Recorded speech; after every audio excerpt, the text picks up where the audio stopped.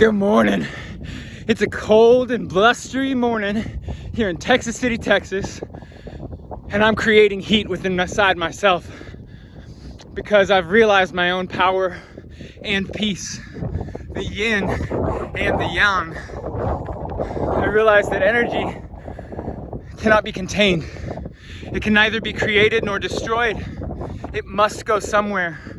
And if you're allowing it to live inside your body, eat and erode you through stress, depression, anxiety, you are selling yourself short. And I only say that to inspire you because every new moment is an opportunity to create change, to embrace the skin you're in, and to tap into the transformative healing power of the body. Listen, if there's anyone that's been rock bottom multiple times, it's this guy. I've had to reinvent, recreate, transform myself more times than not. More times than any person I've really ever met in my entire life. Because what I've realized is every day is a death and a rebirth. An opportunity to become your best self. An opportunity to rise in Maslow's hierarchy of needs, from the basic needs, the survival mode, to the actualization of self, to the acceptance and loving of what is. I'm jacked up because today is the day I embrace my power, my strength, my vulnerability to help inspire the world and give you what you need to realize your own peaceful and humble warrior, your own potential that exists inside of you. So show up. That means practice self-compassion. Ask yourself, how can I show myself love and intimacy every day? Maybe it's your morning routine, your evening routine. Maybe it's stopping to pause and walk when you feel like you can't run anymore. Maybe it's stopping your day every 25 minutes and taking some deep breaths. Whatever it is, you have the power to show yourself compassion. You do it so innately to others. Why not to yourself? H, honor your mind and your body. Honor your mind and your body. Your mind is the most intricate supercomputer that exists in the universe. It is what has allowed humanity to evolve past the days of the prehistorical days of being with the apes. It has a supercomputer that allows itself to think forward, think back, and that's what's kept us alive. But it's also what's keeping us down because we live constantly in the mind without honoring our bodies. So honoring your mind and body means giving yourself permission to get out of your head and get out into the world. Explore nature through embodied exercise. That could just be walking, dancing, yoga, tai chi, anything that allows yourself, Pilates, anything that allows yourself a focus on the mind, body, breath connection. O is own your whys. Own them. Keep them on the top of your heart and your mind.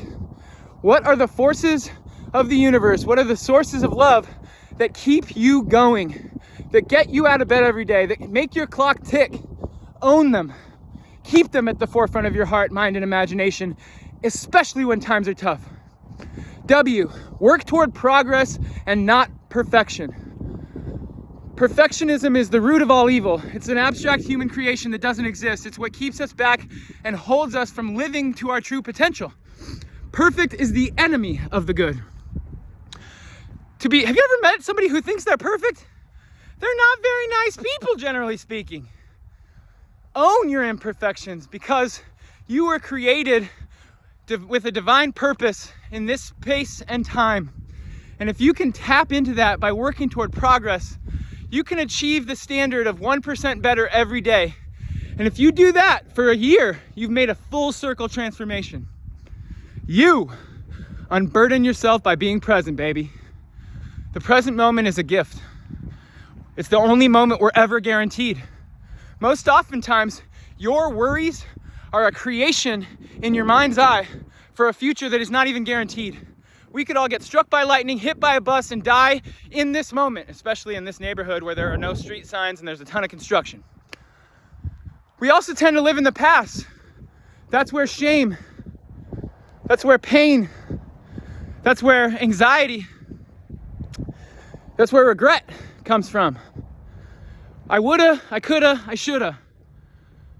And even though regret can help us if we think about it with the right mindset in terms of sowing the seeds for transformation, the rear view is just meant for reflection and growth, not to live in. So unburden yourself by being present today. Finally, P, practice the mindful and fit pillars.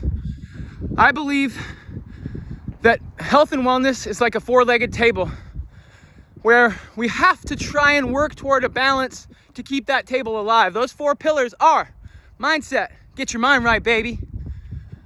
Take care of your mind through visualization, organization, and work. Vow to take care of your mindset.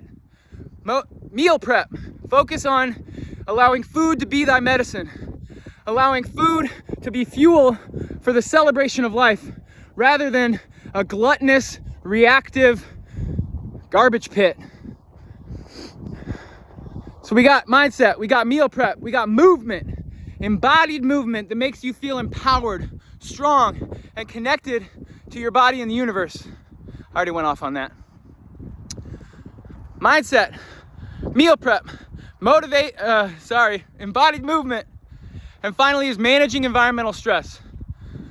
Stress and pressure will always be around. In fact, some stress is really good for us to be able to remain strong, to remain present, to remain focused, to have goals, to have direction. But if we're overtaken by stress, remember, your breath is always an opportunity to slow things down.